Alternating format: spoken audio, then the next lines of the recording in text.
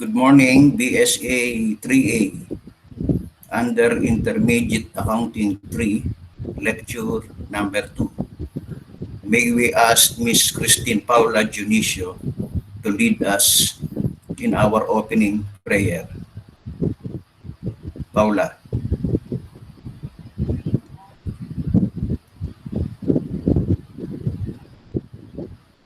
Let us put ourselves in the presence of our Lord.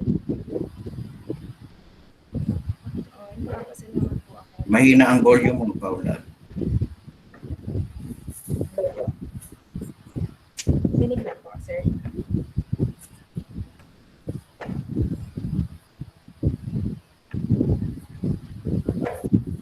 Sir, dinig na po. Sige pa. Hello po. Hello? Yeah, sige na. Okay na. Start again. Let us put ourselves in the holy presence of our Lord. Lord, I thank you for this day. Thank you for the life that you have given us, Panginoon. Maraming salamat, Panginoon, sa buhay ng bawat isa. Salamat po na binigyan niyo po kami ng bagong araw upang, Panginoon, mapaglingkuran po kayo. Panginoon, mag-glorify po kayo. Ganun din, Panginoon, nagpapasalamat namin sa bagong araw na ito na alam po namin na bibigyan niyo po kami ng mga bagong matututunan, Lord God. Lord, nawa po lahat po ng yung matututunan namin, Panginoon, ay tumatawag sa amin upang magamit po namin hanggang sa aming board exam, Panginoon. Lord, we thank you and we ask for guidance, Panginoon, wisdom sa aming pong professor and ganoon din po sa amin, Panginoon. Bigyan niyo po kami ng knowledge, Panginoon. Alam po namin na nasa inyo po ang lahat ng katalinuhan. And we're asking, Panginoon, na bigyan niyo po ang bawat isa. Buksan niyo po ang aming isipan. Buksan niyo po ang aming mata at ang aming tenga upang aming pong maintindihan ang lahat po ng ituturo ng aming professor sa araw na ito. Lord God, mga po kayo po ay mag-glorify, Panginoon, sa oras na ito. And we thank you, Panginoon. We ask this in the name of Jesus. Amen and amen.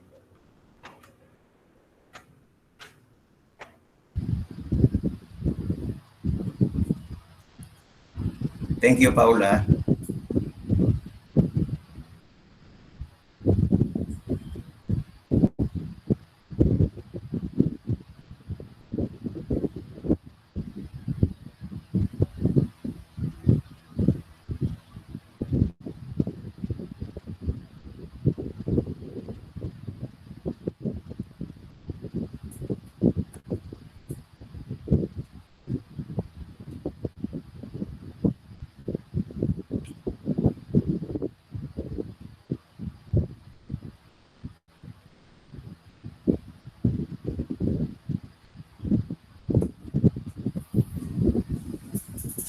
So you may notice that I am only discussing the account title in the balance sheet, which may not be familiar with you. Because those basic account titles like cash, property, plant, and equipment, accounts receivable, are all familiar with you, and you are already proficient in those accounts. You have sufficient knowledge with those basic accounts. Because last time, as a recap, we discussed the investment being measured at the equity method. And I'm sure this investment using an equity method is new to your eyes and new to your ears. So I decided to discuss it in detail last meeting. And also we discussed last meeting the non-current assets held for sale and for disposal, because these things are also new for you. And today we will discuss the deferred tax assets and the deferred tax liabilities. I believe you need additional knowledge about these two account titles, because when you become a CPA practitioner, these two account titles will always be used. You will always encounter deferred tax assets and deferred tax liabilities because it has something to do with the computation of the corporate income tax and in the filing of income tax return. Let's define deferred tax liability. This liability occurs when there is a timing difference between the net income before income tax and the taxable net income. The timing difference refers to the difference when you prepare your audited financial statements and when you fill up the income tax return. The timing difference occurs because of the difference between the accounting standard and the revenue regulation. In this particular topic, the net income before income tax will otherwise be known as an accounting income. And the taxable net income is the amount of net income written in the income tax return of the corporate taxpayer. So timing difference refers to the income or expense recognized in the current year but supposed to be recognized in future periods. This usually occurs because the accounting standard or the PFRS strictly follow the accrual basis of accounting.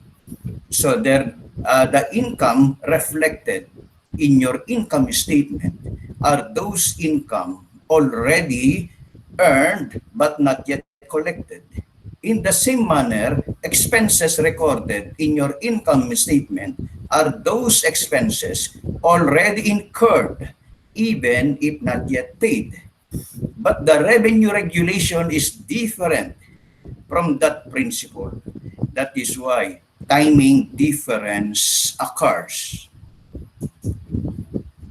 The most common example of timing difference is the revenue and gains included in accounting income of the current year but not included but are taxable in future periods. We will discuss later what do we mean by this statement. There are revenue and gains included in the accounting income. Again, I will repeat, the accounting income is the income reflected in the audited financial statements. The accounting income was computed based on the accounting standard or PFRS or PAS, while the taxable net income is computed based on revenue regulation or the tax law. And this is the reason why there is always a timing difference, meaning even in the filing of income tax, we will do some reconciliation. You will experience this later when you become an external auditor because the audited financial statements, the net income reported in the audited financial statement is different from the taxable net income that you will write in the income tax return of the corporate taxpayer. Another example of the timing difference is the accelerated depreciation for tax purposes and straight line method for accounting purposes.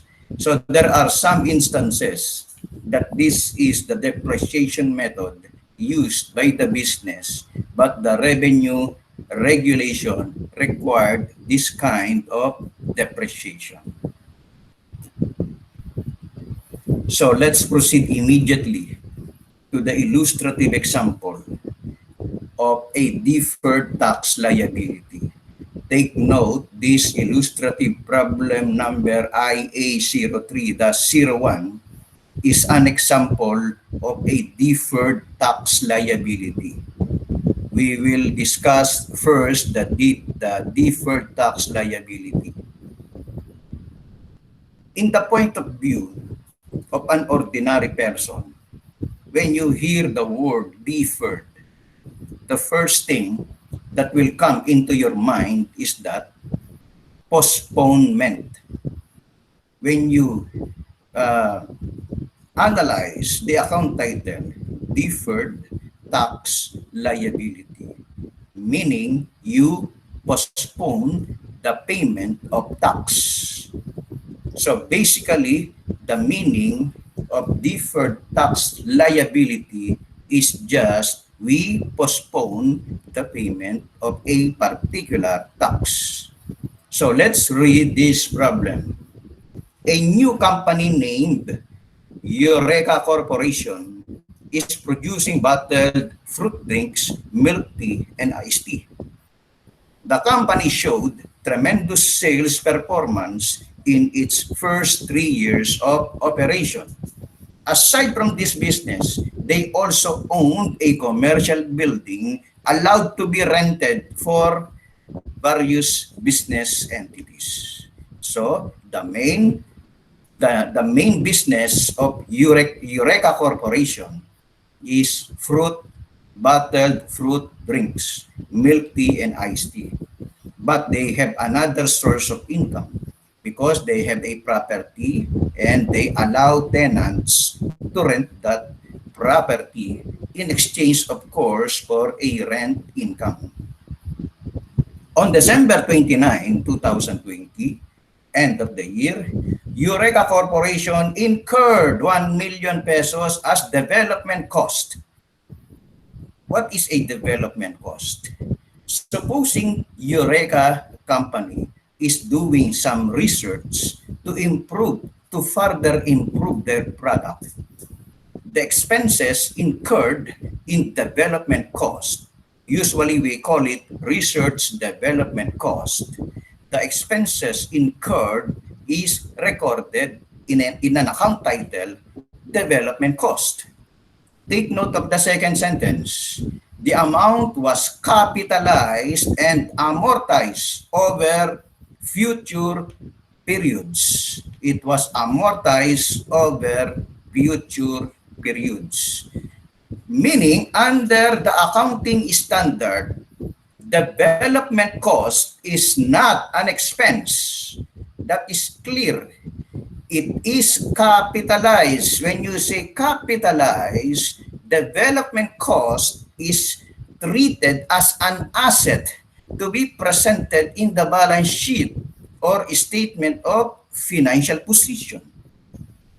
And then we will amortize the development cost over a certain number of years, meaning we will make it as an expense gradually, depending upon the number of years that the development cost will benefit the company. So that is the usual treatment following the accounting standard. Let's remember that. The amount of 1 million recorded as development cost by the company is capitalized or treated as an asset subject to amortization. Amortization of an asset is the counterpart of depreciation. So net income before tax at the end of 2020 is 4 million. It is given. In 2021, it is 5 million. And 2022, they generated net income of 7 million. Again, this net income before income tax that we are mentioning in this problem are the accounting income or the income reflected in the audited financial statements or the income computed based on the accounting standard. That is clear. Again, the net income before tax at the end of these years are the accounting income. accounting income is the income computed based on the accounting standard. Now we can see, is it the same with the taxable net income to be written in the income tax return? So we have here 8 requirements or 8 questions. Question number 1. How much is the timing difference for the year 2020? Explain the difference. Explain your answer. So we will do a simple computation for the timing difference. How much is the taxable net income for the years 2021 and 2022? When we say taxable net income, we are referring to the amount written in the income tax return. I will repeat. Taxable net income is the net income written in the income tax return, while the accounting income is the income reflected in the audited financial statements computed based on accounting standards. The taxable net income was computed based on revenue regulation. Take note, it is a different matter. Revenue regulation is not the same with accounting standard. Question number 3. What are the journal entries in 2020? Because we can understand fully this problem by constructing journal entries. How much is the correct net income after tax in 2020? This is now the net income after deducting tax. What are the journal entries in 2021? And then, how much is the correct net income after tax in 2021? What are the journal entries in 2022? And then, how much is the correct net income after tax in 2022? Let's proceed to the solution. The first question, let's answer the first question. How much is the timing difference for the year 2020? And explain the difference. The net income before income tax. This is the accounting income. Again, I will repeat so that you can memorize. Accounting income is the income computed based on the accounting standard, based on PFRS and PAS. So this is also known as net income before income tax. It is given in the problem. The accounting income given in the problem is 4 million. The taxable net income, therefore, this is the answer.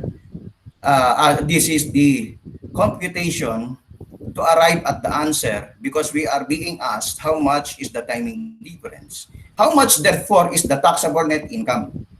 The taxable net income is 3 million. How did we arrive at 3 million?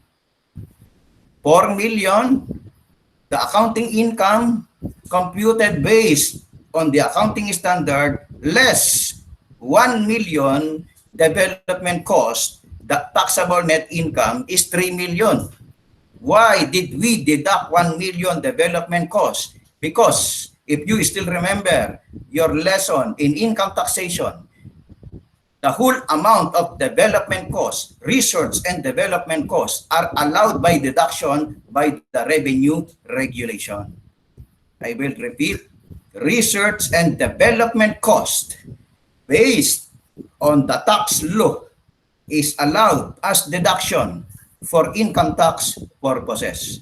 That is why in this case, we arrive at the taxable net income of 3 million because we deducted 1 million development cost per revenue regulation. Whereas if we will compute the accounting income, we did not deduct the 1 million. Why? Because under the accounting standard, 1 million is a capital expenditure and shall be classified as an asset subject to amortization. Amortization is the counterpart of depreciation. Now you can understand and see the difference between the accounting standard and the revenue regulation. Under the accounting standard, 1 million is not an expense. It is an asset. It is a development cost subject to amortization. But under the revenue regulation, research and development cost is allowed as deduction. That is why the taxable net income is lower than the net income before tax or the accounting income. The taxable net income is lower than the accounting income because we deducted the allowable deduction of 1 million pesos. That is discussed in your income taxation, allowable deduction. So, the timing difference therefore is 1 million. So, this is the answer to question number 1.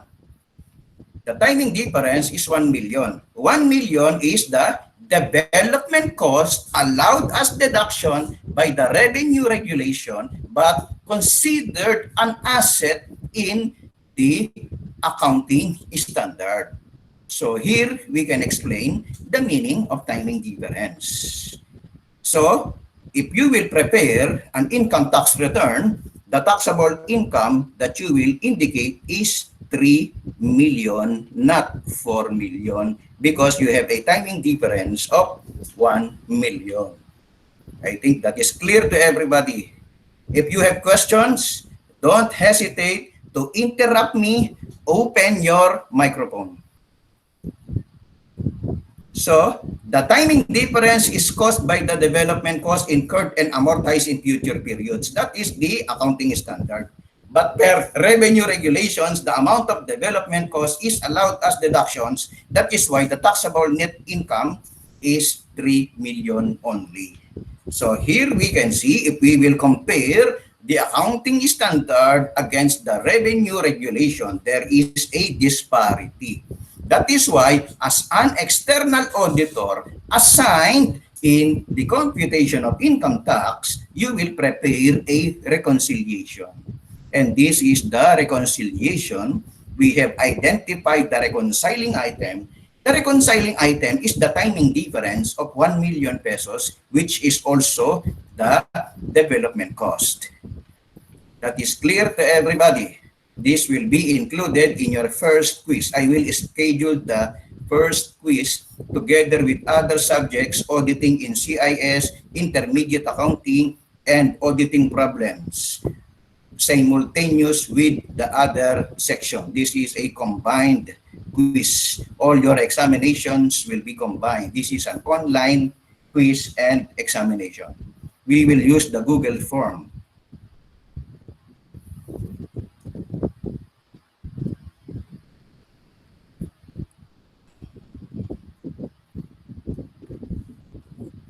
So here is an additional explanation. The accounting income reflects the one computed based on the accounting standard, as I have said earlier, because development cost is capitalized and then amortized. That resulted to a higher accounting income. So the accounting income is higher than the taxable net income because we did not deduct the development cost. We considered it as an asset subject to amortization. Always remember this. A deferred tax liability therefore will be created to allocate the payment in 2021 and 2022 of the tax expense recorded and recognized in 2020. Remember, if the accounting income is higher than the taxable net income, we will recognize a deferred tax liability. Remember this. I will repeat because repetition inculcates memorization. So, if the accounting income is higher than the taxable net income, we will recognize a deferred tax liability. As I have said, deferred means postponement. Although we will record the tax expense computed after deducting the 1 million development cost, we will defer the tax expense that is intended for the 1 million in 2021 and 2022. And that will be illustrated in the next slide.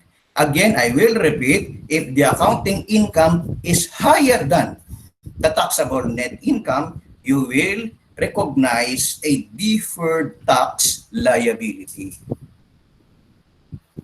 So question number 2, how much is the taxable net income for the years 2021 and 2022? We will now determine the taxable net income. We are done with 2020. So the accounting income in 2021 as given in the problem is 5 million. And in 2022, the accounting income given is 7 million. Again, accounting income is computed based on accounting standard. Accounting income is the income or the net income reflected in the audited financial statements. So this is the accounting income. And then how much is the taxable net income? The taxable net income, therefore, for 2021 is 5,500,000 pesos, while in 2022, it is 7,500,000 pesos. How did we arrive at this amount? Remember the timing difference? We have 1 million. That 1 million will be allocated in 2021 and 2022. So 1 million divided by 2, that is 500,000. So for 2021, we arrive at 5,500,000 because 1 million divided by 2 is 500,000 plus 5 million pesos, the accounting income in 2021. So the taxable net income in 2021 is 5,500,000. So here we can see we deferred the payment of tax for the 1 million development cost. And then how did we arrive at 7,500,000? That is 1 million divided by 2, 500,000 plus 7 million accounting income. Our taxable net income for 2022 is 7,500,000 pesos. I asked some of those examinees who took the board exam in October 2019, they told me that this topic is given in financial accounting and reporting about deferred tax liability. So I think this is very clear. Let's proceed to the next slide. So what are the journal entries in 2020? That is question number 3. Let's go back to 2020.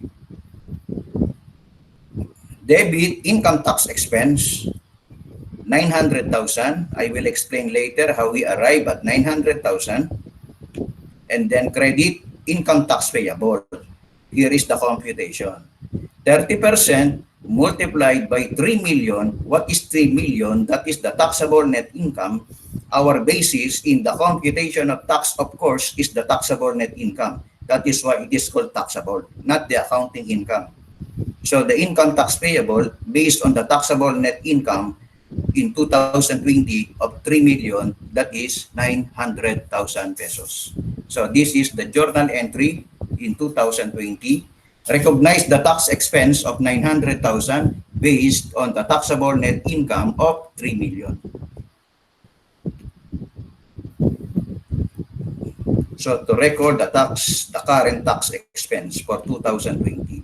And the second entry, we will again recognize a tax expense.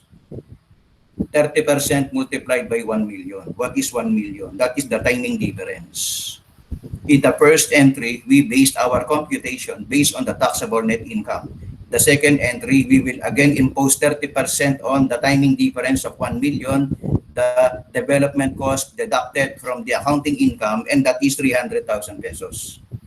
This is now the amount of tax that we will defer. That is why the credit is deferred tax liability 300,000 pesos because we made a reconciliation between the accounting income and the taxable net income. Try to understand. The revenue regulation states that 1 million is allowed as deduction. But the accounting standard states that development cost is an asset. It is not an expense subject to depreciation. Amortization. Actually, the life of this development cost is 2 years. That is why it is subject to amortization for 2 years. In that regard, we will defer the payment of tax for the 1 million development cost. 1 million is the timing difference. That is why we created a liability, and we call it deferred tax liability, to postpone the payment of tax for the 300,000 in the next 2 years, because the life of the development cost and asset account is 2 years. I hope that is clear. Please ask questions if you cannot understand what we are discussing, because we want to create an interactive classroom even if our discussion is an online discussion. So these are the entries in 2020. The first entry, we recognize the income tax expense of 900,000 based on the taxable net income of 3 million. The second entry, we recognize the expense for the 1 million development cost, but we created a tax liability, deferred tax liability, because we deferred the payment of this tax not in 2020 but in the next 2 years. That is the essence of deferred tax liability.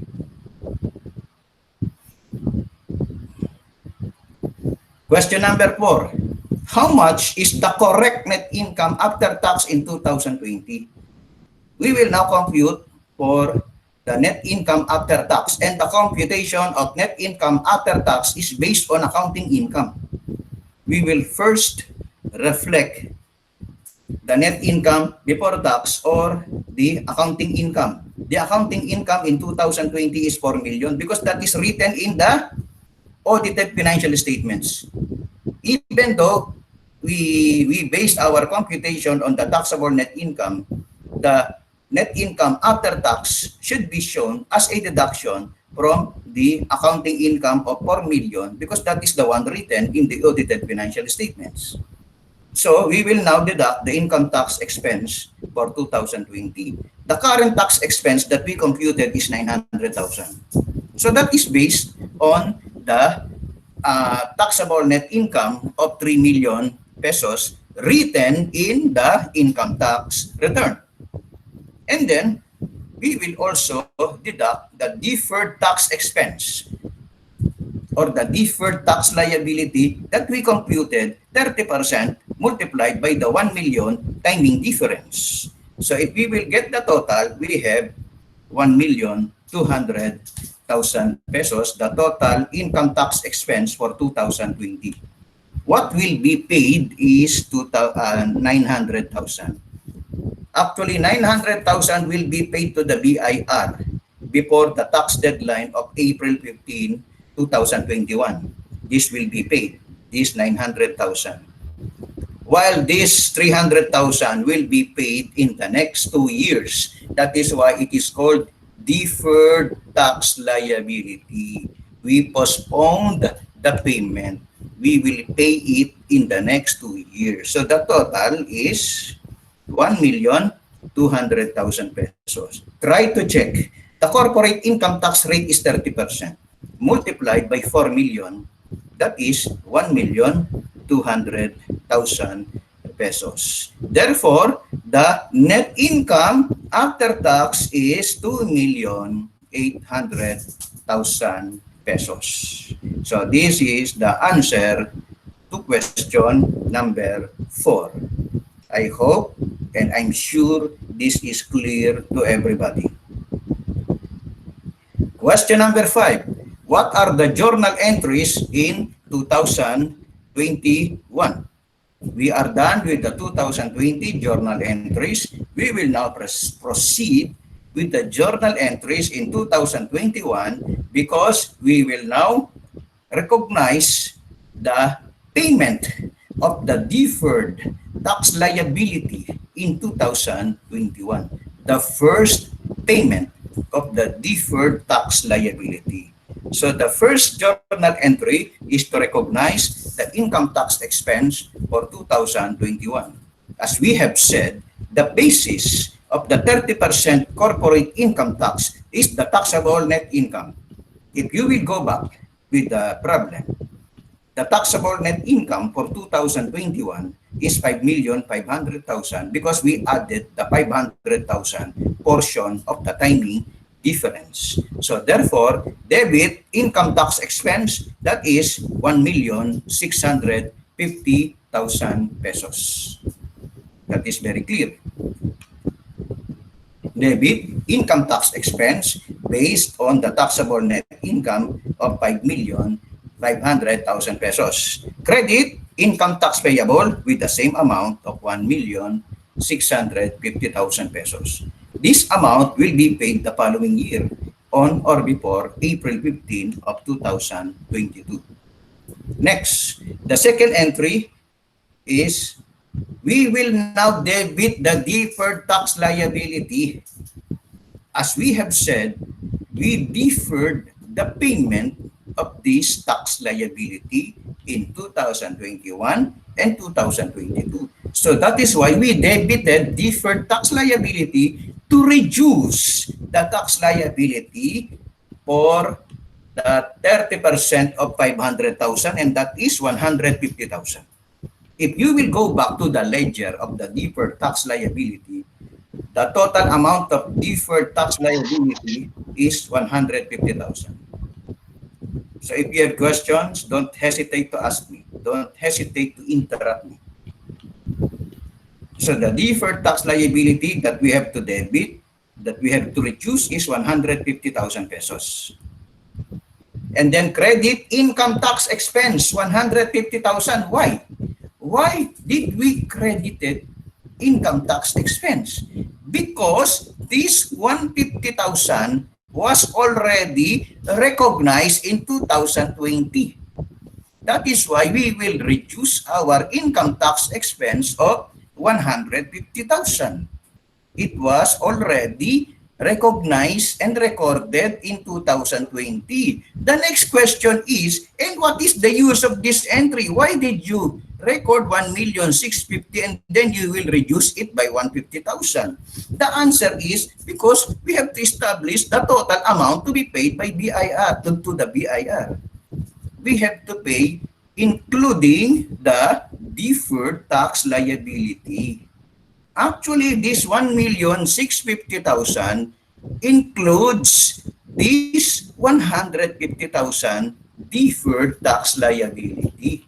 That is why we credited income tax expense to reduce this by 150,000, because this 150,000 was already recognized in 2020. We made this entry so that we can compute for the income tax payable to be paid to the Bureau of Internal Revenue. This includes the deferred tax payment. I'm sure that is clear to everybody because nobody is asking questions.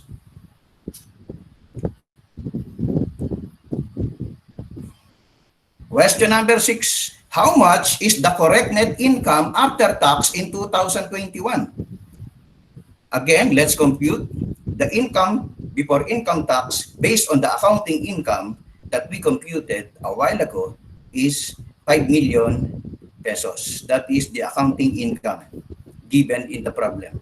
And then the income tax expense that we computed is how much? The current tax expense is 1,650,000 pesos.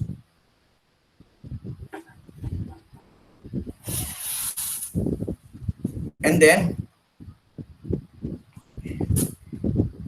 since we decreased the deferred tax liability in accordance with our entry, we debited deferred tax liability and then we credited income tax expense, we will reduce this amount by 150,000. As I have said, we have to reduce this by 150,000 because this 150,000 was already recognized in 2021. The reason why we made this computation is for us to arrive at the total amount payable to BIR. So this 150,000 should be deducted from this amount because this 150,000 was already recognized in 2020. So the total income tax expense actually for 2021 is only 1,500,000. We made a payment of 1,650,000. That is the amount paid to BIR because it includes the deferred tax liability of 150,000. But the amount recognized as tax expense in 2021 is only 1,500,000. Let's check. 5 million multiplied by the corporate income tax of 30%, we will also arrive at 1,500,000 pesos. And the net income after tax for 2021 is 3,500,000 pesos. I'm sure you understand everything in this computation under question number 6. Question number 7, what are the journal entries in 2022? We are now done with 2021. We will proceed to 2022. Of course, again, we will debit the income tax expense of 30% multiplied by 7,500,000. 7,500,000 is the taxable net income written in the income tax return. So how much? That is 2,250,000. So debit income tax expense 2,250,000 and credit income tax payable 2,250,000. This is the total amount that we will pay to the BIR. 2,250,000. That is why we made this entry to establish the payable to the BIR. And then we will have the second entry. We will now debit the deferred tax liability. How much? The remaining amount in the ledger of deferred tax liability is 150,000 pesos because we already debited the first 150,000 pesos in 2021. Debit deferred tax liability to zero out this account title. Of course, what will be the credit? We will credit again income tax expense. Again, you are wondering why we credited because that 150,000 was already recognized in 2020. That is the reason why we will reduce our income tax expense in 2022 by 150,000. What's the use of the first entry? Because the first entry was made to determine the total payable to the BIR that includes this 150,000 deferred in 2022. This is clear to everybody. Remember, this topic is applicable to you when you become a CPA and you are assigned to reconcile the accounting income against the taxable net income. Question number 8, how much is the correct net income after tax in 2022? We will now compute the income before income tax based on the accounting income is 7 million pesos. That is given in the problem. Next, the income tax expense that we computed, the current tax expense is 2,250,000. That is 30% of the taxable net income of 7,500,000 written in the income tax return. Next, we will now again deduct deferred tax liability of 150,000 because that was already recognized in 2020. So if we will deduct the income tax expense recognized in 2020 22 is 2,100,000 pesos. Try to check. 30% of 7 million pesos is 2,100,000 pesos. So, the net income after tax is 4,900,000 pesos for the year 2022. It is very easy, just it requires a lot of analysis and critical thinking. If we will take a look at the general ledger of deferred tax liability, the first entry that we made in 2020 is 300,000 because we will defer the payment of this tax. And then in 2021, we reversed 150,000. And then again in 2022. So at the end of 2022, we have a zero balance deferred tax liability because we deferred the payment. The tax was recognized in 2020, but the payment was made in 2021 and 2022. Again, I will repeat that income tax expense was recognized in 2020, but actual payment was made on 2021 and 2022 because we postponed the payment. We deferred the payment. And that is the essence of deferred tax liability.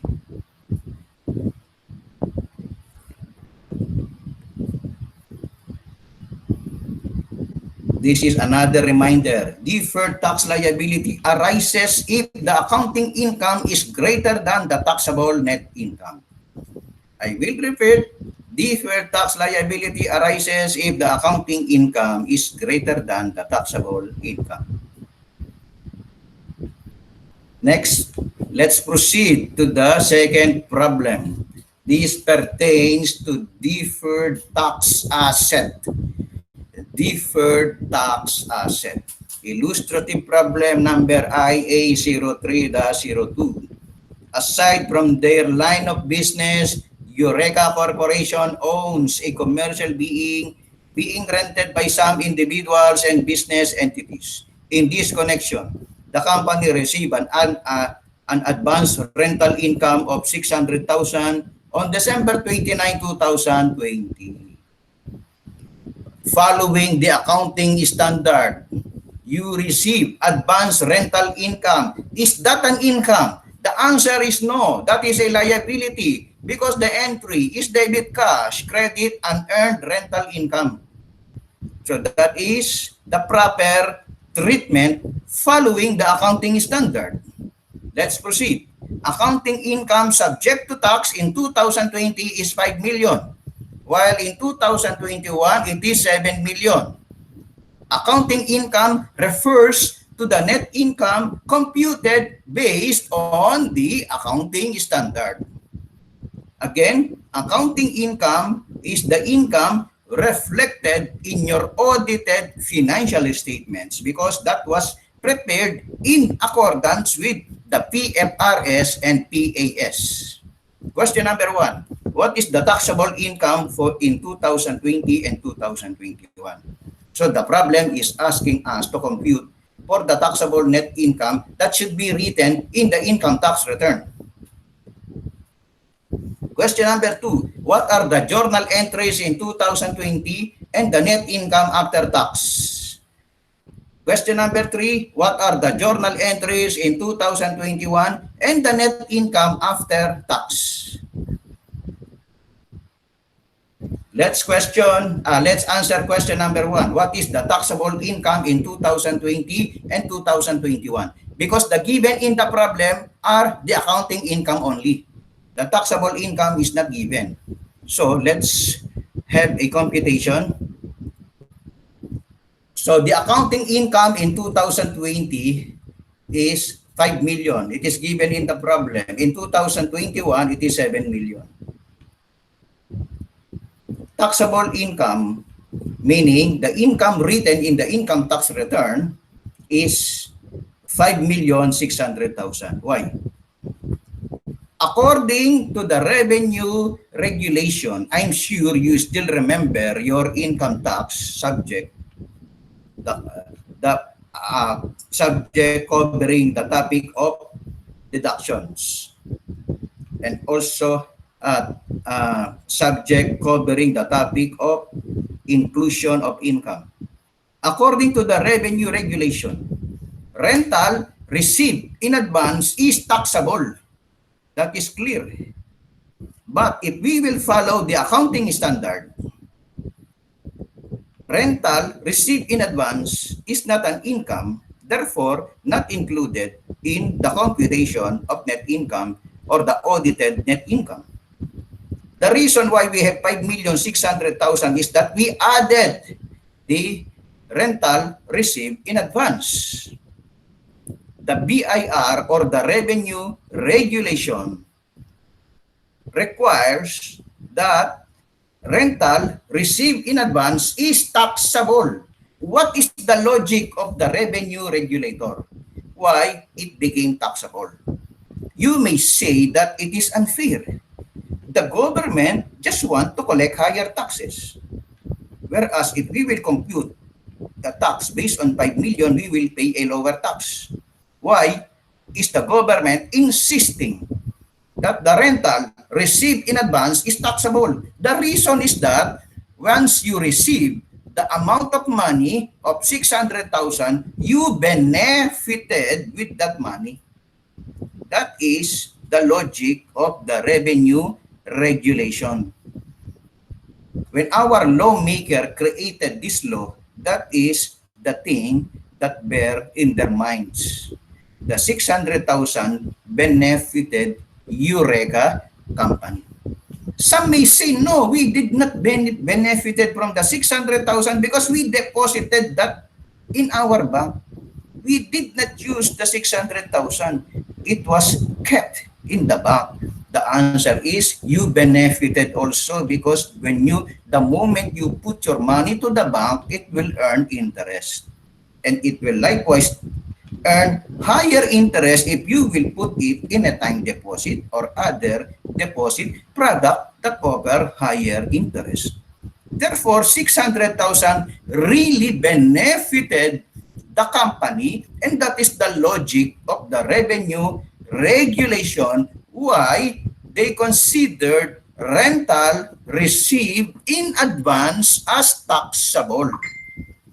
That is the reason why our taxable net income is higher than the accounting income by 600,000 pesos. The next question is, how much is the taxable net income for 2021? The accounting income is 7 million. So, the taxable net income for 2021 is 6,400,000, lower by 600,000. Why? Why? Because the 600,000 was already included in the 7 million.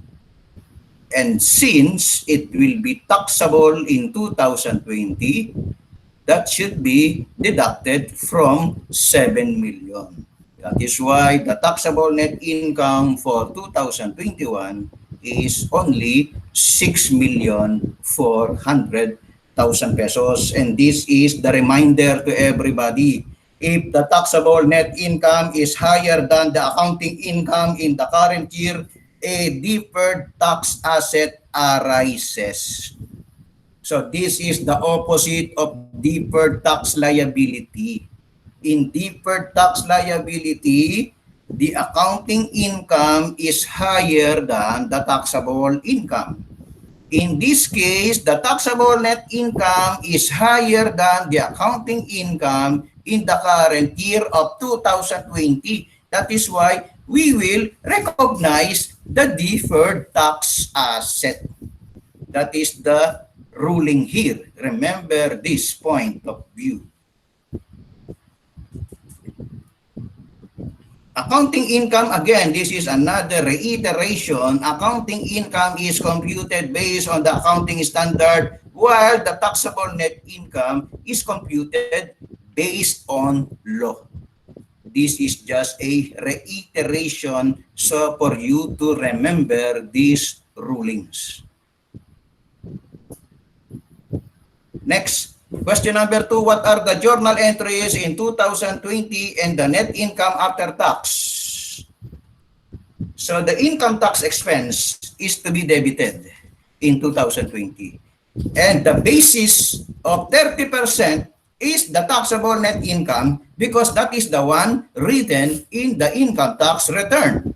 So debit income tax expense 30% of 5,600,000, that is 1,600,000, 680,000 pesos. 1,680,000 pesos. And of course, we will credit income tax payable of 1,680,000 pesos. Meaning, we will pay the 1,680,000 pesos to the Bureau of Internal Revenue. Next. Debit deferred tax asset, 30% of 600,000. What is that? 180,000 pesos. Since the taxable net income is greater than the accounting income, we will recognize the deferred tax asset. If we will define the deferred tax asset in the point of view of an ordinary man, that is the tax paid in advance. That is why the basis of 30% is 5,600,000, whereas the accounting income is only 5 million. Meaning, this amount of income tax payable represents tax paid in advance. We paid the tax of 600,000 pesos in advance. That is why we will recognize a deferred tax asset of 30% of 600,000. Debit deferred tax asset 180,000. What will be the credit? Income tax benefits credit for the same amount of 180,000 pesos. Question: how will you present income tax benefits in our financial statements? Obviously, deferred tax asset is an asset. But what is income tax benefit? Income tax benefits. It is included in your income statement as one of the other income. Actually, this is a contra tax expense account. It will be presented in your income statement.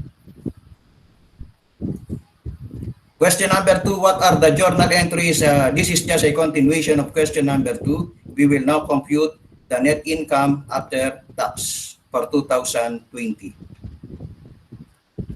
So the income before tax, income before income tax is 5 million as reflected in the problem, as given in the problem. And then we will deduct the income tax expense.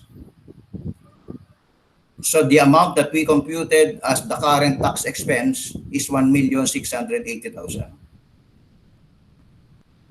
And then we will deduct the tax benefit of 180,000.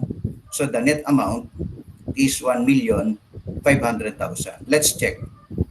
If you will multiply 5 million by 30%, the income tax to be deducted is 1,500,000. Although we paid 1,680,000 to the BIR, that is an advance payment.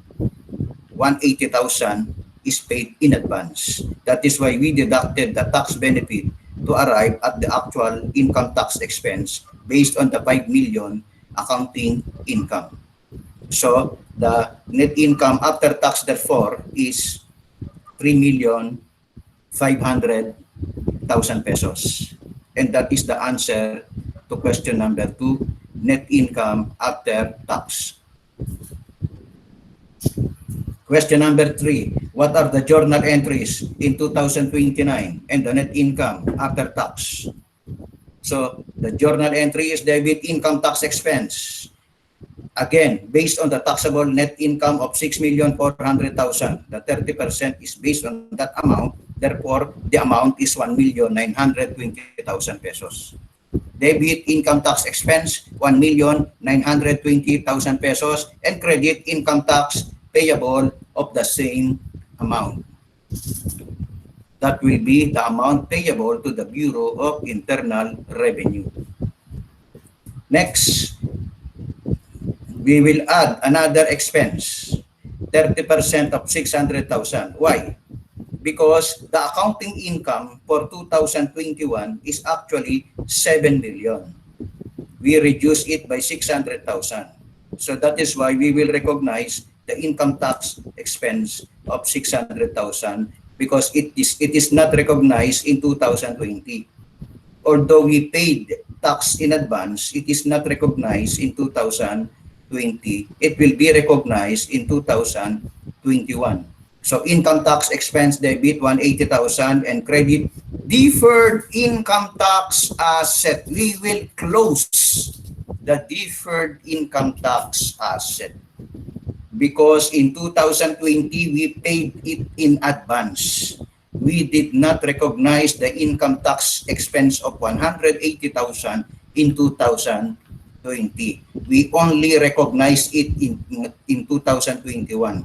What we recorded in 2020 is the deferred income tax asset or the deferred tax asset.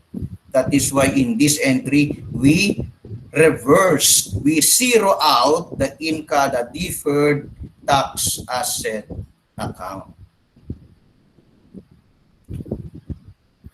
And what is the net income after tax? The income before tax, as given in the problem, is 7 million.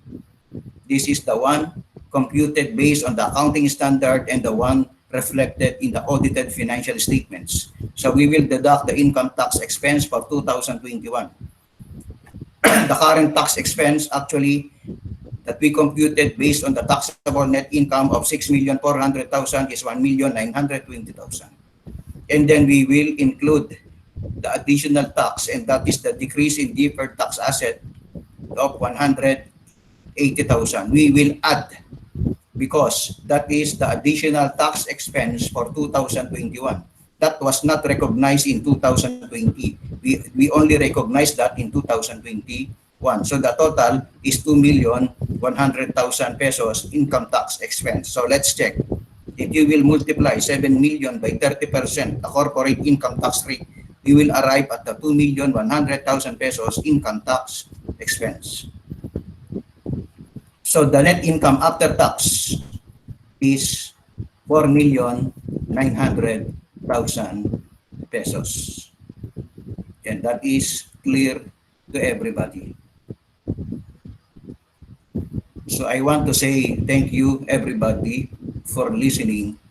I hope and still hoping that you will pass the CPA board exam. We are all positive that all of you will become CPA in 2023 or 2022 onwards.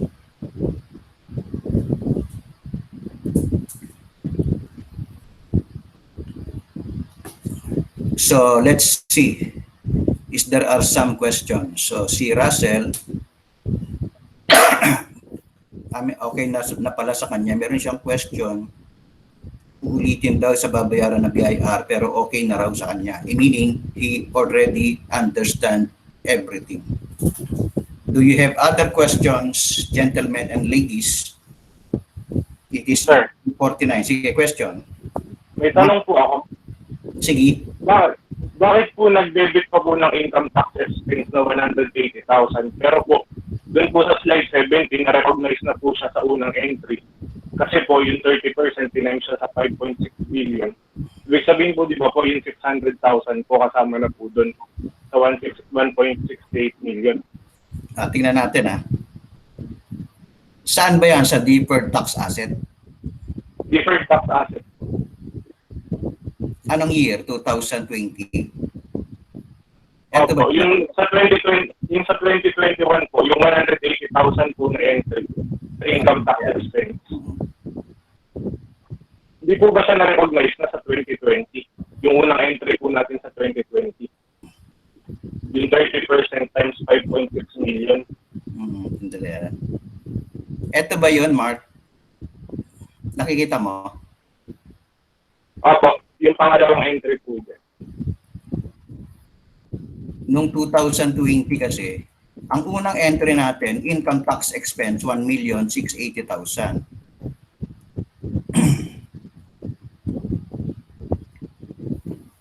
Ang pangalawang entry natin, deferred tax asset, 600,000. 30% of 600,000, 180. And then, we will credit income tax benefits. Ang nirecognize nating expense noong 2020 is only 1,680,000. 1,680,000 based on 5,600,000 pesos. And then, nag-recognize tayo ng deferred tax asset of 180,000. And then, meron tayong income tax benefit na 180,000. If you will present this information in the income statement, what is the effect in the income tax expense? The effect of this income tax benefit to the income tax expense is that this 1,680,000 will be reduced by 180,000. Di ba? Pag ni-reduce mo siya ng 180,000, let's compute 1,680,000 minus 180,000, that is 1,500,000 pesos. So lalabas ngayon, although we recognize an income tax expense of 1,680,000, if you will deduct the tax benefit of 180,000, practically your income tax expense in 2020 is only 1,500,000. And that is 30% of 5 million. Your 5 million is your accounting income. Tama ba, Mark? Bali po yung income tax benefit po, deduction po siya sa income statement po natin. Yes. Okay po. Yun. Thank you po. Yeah. And then, is there any other question?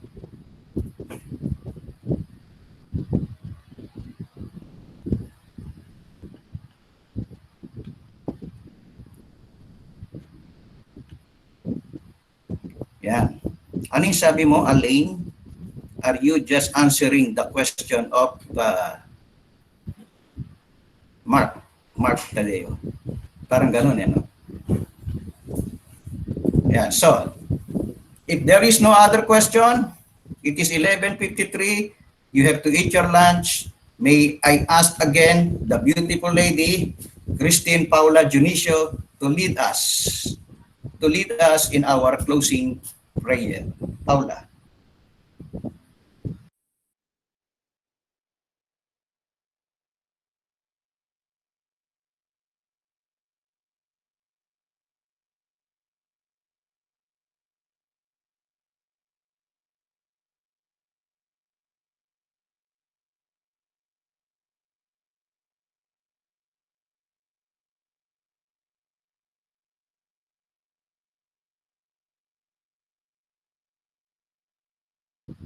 Nasaan si Paula?